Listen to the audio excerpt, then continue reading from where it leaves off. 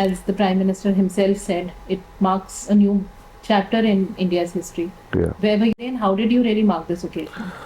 On 22nd January, on the day of Pran Pratishtha, I was with my people in the constituency in Arunachal Pradesh. The best part of the event was people from all religious groups, people from all backgrounds like Christians, Muslims, Hindus, Buddhists, the tribals, those who believe in the indigenous religious groups. Everybody was part of the Pran Pratishtha. That is why I feel it's very unique. See, when Christmas is celebrated, you see everybody joining, wishing and taking part in the Christmas Eve or Christmas Day celebration. On Eid also, on different occasions, whether it is Diwali, whether it is Holi, that is the spirit of India. But I feel for the first time, the consecration of Ayodhya Ram Mandir has brought the country together. In the past, there used to be some political angle in the Ram Janmabhoomi movement. But now, after the consecration of the Ram Temple, I feel that whatever differences we had in the past is removed, because the approach in the construction of the temple was beyond any political line. It was very spiritually and religiously maintained, so that there is no angle of religious bias or any kind of a division which will spoil the mood of the event. So everything was followed properly. But And coming ahead of the Lok Sabha elections, the allegation of the opposition is that it is clearly creating a divide between Hindus and the rest of the communities. How do you see it becoming a secular event? And also, how do you respond to the opposition's allegation? the allegation of the Congress party and opposition party are only political in nature. So people of India have rejected it. Because on 22nd January, everybody was part of the Pran Pratishtha. Whether you are in Ayodhya or you are anywhere in India or across the world, people feel that the consecration of the Ram Temple, the consecration of the Lord Sri Ram idol in the Ram Temple is a legitimate kind of an event where it is not doing any injustice to anybody else, but it has done something which is rightful, which must have been delayed, but it is finally done in a rightful manner. Another important thing what I want to make a point is, every Indian for the first time feels that this is not an event for the Hindus alone. Ram is a symbol of India's cultural civilization. It is a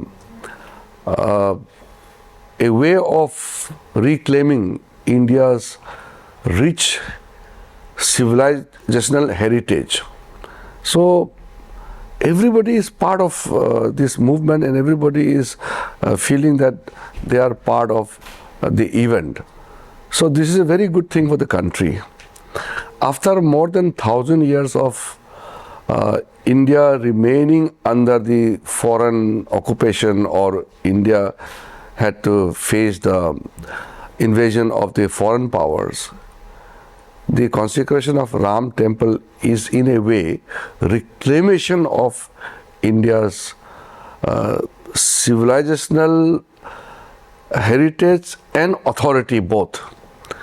And I feel that it is not only a consecration of a temple, but it is firmly re-establishing India's central role in the whole world affairs. India will be in the central stage of the world affairs. So, Without changes in the constitution, do you see India actually becoming a Hindu nation? see, India is a constitutional democracy. The system in India is governed and guided by the Constitution of India. Within the framework of the Constitution of India, legitimate, legal and constitutional, from all angles, the consecration of Ram Temple is a perfect example of how you re-establish your civilisational heritage by following all the principles of the constitutionalities. So, as I said, the establishment of Ram Temple, it is not establishment, but it is a re-establishment of the Ram Temple, is reclamation of India's rightful authority, and this will lead to rise of India's cultural nationalism. What I want to stress is the Hindu awakening is extremely important for the world, because the Hinduism or Hindutva never tells to occupy or control other people. So let live and let others live. You live and let others live. So Vasudev Kutumbakam, the whole world is a globe, is a one village. So taking that into account, the re-awakening of the Hindu rule or Hindu thinking and spreading around the world is good for the universe. India is a large country, it's old civilisational nation. More than 1 billion Hindus live in India. Hindu awakening is extremely important for everybody. For example, I am not a Hindu by definition. I am a Buddhist. But India being a Hindu majority nation, Hindus re-awakening is good for everyone, because India is a secular nation, basically because it is a Hindu majority nation. So the Hindu awakening is not only good for India, but it's good for the world, because Hindu thought, Hindu philosophy is totally non-discriminatory and is non-dominant. It's not expansionist. It's embracing. It's not. It doesn't believe in exclusivity. It's inclusivity. So it's a very inclusive in nature.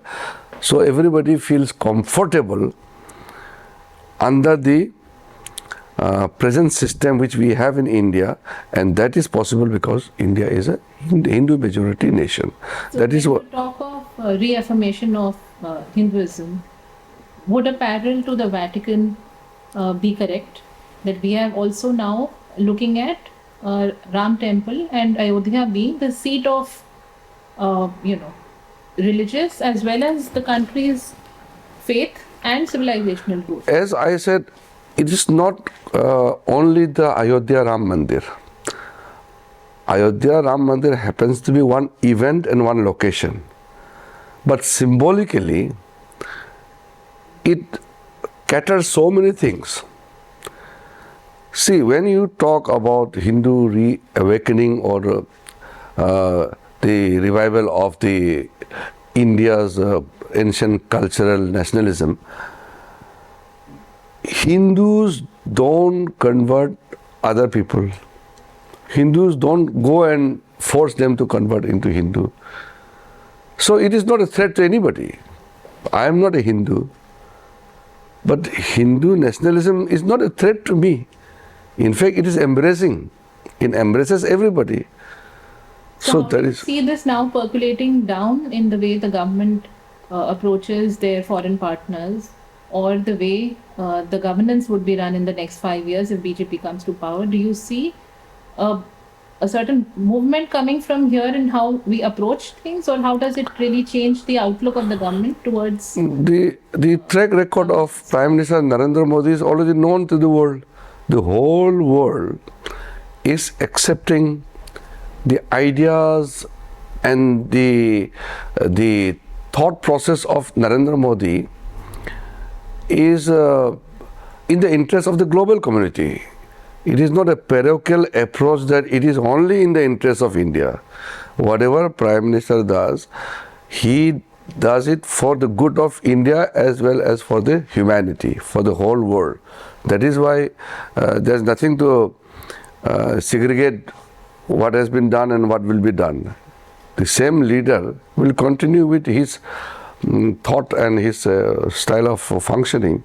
And that is why I say today India occupies a very central position in the Committee of Nations. Earlier, India was a peripheral state. India did not occupy a central stage in the world affairs. After Narendra Modi became the Prime Minister of India, both India and India's leadership, India as a nation and Narendra Modi as the Prime Minister has occupied the most central position in the global affairs. That is why whether it is the United States President or Russian President or any other global leader or the global South, the nations which belong to the so-called third world countries, everybody has accepted that Prime Minister Narendra Modi's approach is the right way to take forward the whole world in the future, and that is a kind of a panacea for all the problems which we are facing in the world. So India's coming into the central stage of the world affair, combining with whatever is happening in the country, consecration of Ram Mandir in Ayodhya, these are all things happening in the same time. So when you look at India's position now and the future, you can clearly see that Vivekananda had said, Swami Vivekananda had said in 18th century that 21st century will be India's century. So now we are witnessing it, that this 21st century where we are into is actually becoming India's century. Never before India was occupying this kind of a leadership role in the global affairs. So when at this right moment, the consecration of Ram Temple and accepted by all the communities of our country is such a phenomenon that I have never imagined that a day will come in our lifetime that we will see such. We feel fortunate. In a millennium, the Ram Mandir consecration took place, and we are witnessing it in our lifetime. So we are fortunate enough. So was there a deliberate thought that none of the cabinet ministers, or at least even the senior ministers and the people who have been part of events that have finally led to the consecration of Ram Temple in Ayodhya, Ram the Temple, BJP were not present there at the event? Ram Temple consecration in Ayodhya is not a political event. Prime Minister had gone there as a head of the government, not as a BJP representative. He's a head of the government. He's a Prime Minister of India. And people from all other sects, religion, political parties, everybody were invited, including people from the field of arts, entertainment, cultural organization. They all were invited in the function because it is a function not organized by the government of India. It is a religious function and the invitation had gone from them. It is not a government function. So ministers were not required to present there because it is not a government function. But what is more important and what I would like to stress once again is that nobody felt left out. people from different religious background were also feeling part of the event. And when I was sitting there in Arunachal with people from different religious groups, everybody said that this is a right thing and it is an appropriate event where everybody should feel that it is our event, because Lord Sri Ram doesn't belong to any religious group alone. Lord Sri Ram is symbol of India. Lord Sri Ram is symbol of India's cultural heritage. It is a proud symbol of India's ancient history. So this is something which we must also feel, that even if I am not a Hindu, but I equally feel proud that the Ram Mandir consecration had taken place finally, and the whole world joined this special moment. The sculptor who made the idol that has been consecrated there comes from part of South India. How do you see this being a deliberate thought to be able to show that Ram doesn't really belong only to the Hindi-speaking belt and also has the presence in South? Was there a deliberate... See, I will not speak into the affairs of who is the sculptor, where does he come from. When Ram belongs to all, it takes care of everything. But another interesting fact is all the ancient temples, all the the grand structures of the temple and other symbols of Hinduism are located in South India. Because in North India, in 1000 years of foreign invasion, all important, beautiful, precious structures were demolished. They were destroyed by the invaders. But south of India, south of Godavari, the invaders could not reach. So out of invaders proved to be a blessing that all the ancient beautiful temples, scriptures and symbols remain standing today in southern part of India. It's good for us because we could see, because the temples in South India are so grand, so beautiful. You are part of the BJP. You are aware of the kind of frenzy there has been in the BJP cadres regarding construction of Ram Temple and now of course the consecration. The event went off very peacefully. Was there a special message conveyed right down to every individual cadre not to indulge in any kind of jingoism at this The happiness and the excitement of the Ram Temple is prevailing everywhere, not only the BJP party. I had interaction with political leaders of different parties also.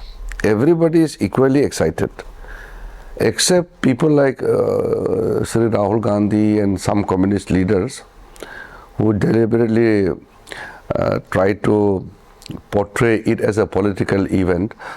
But people from Congress, people from Samajwadi, people from TMC, other political parties, I have talked to all the important people who I have come across and discussed with.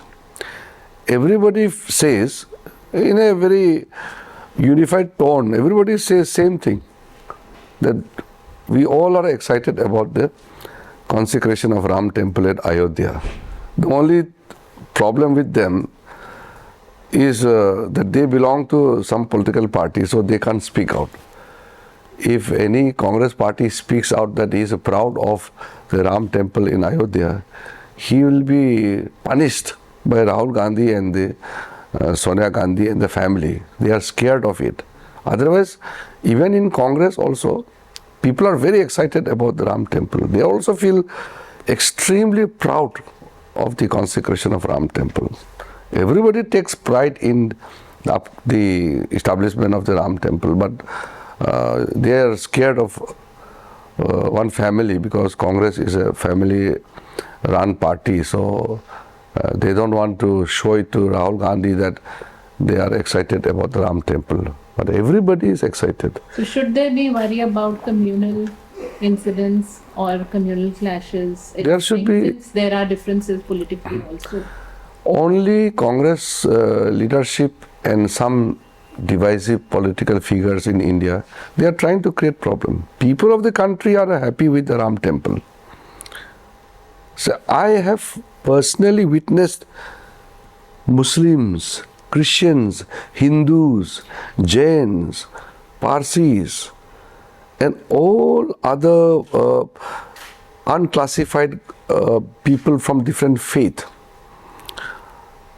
I have seen the happiness in their eyes. They're very happy with the Ram Temple in Ayodhya.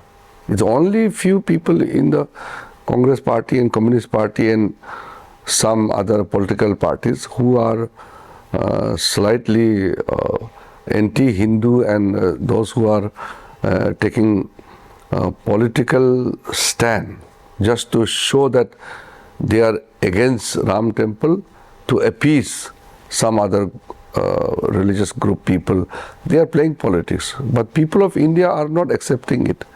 People of India feel that Ram Temple is for India, for the whole world, and Lord Sri Ram belongs to everyone. It's not for one particular religious group. Ram is our, that is what everybody feels.